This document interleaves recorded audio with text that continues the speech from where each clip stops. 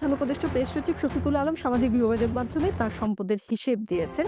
খুবই সাহসী কাজ। এটা নিয়ে প্রশংসা সমালোচনা দুটোই চলছে। আপনারা সম্পদের হিসাব দিবেন না? হ্যাঁ, কেননা আমা আপনাদের নিয়েও কিন্তু লোকের সন্দেহ।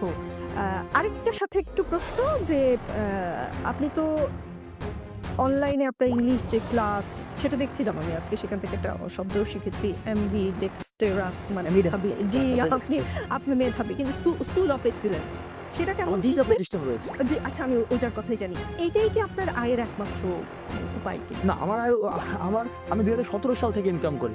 আমি ২০১৭ সালের সেপ্টেম্বর ২০১৬ সালের সেপ্টেম্বরে হচ্ছে আমি ইউনিভার্সিটিতে চান্স পাই। আর ২০১৭ সাল থেকে আমি ইনকাম করি। আমার ১ম এ প্রকাশনী ছিল।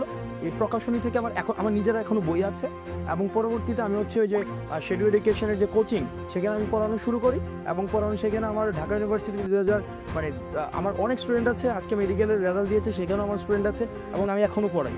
আমি এখনো দেখা যাচ্ছে আমার আরো ২টা ক্লাস বাকি আছে ২৫ তারিখ ঢাকা ইউনিভার্সিটির পরীক্ষা। আমি দেখা যায় ফজরের পরে ৬টা ৭টার দিকে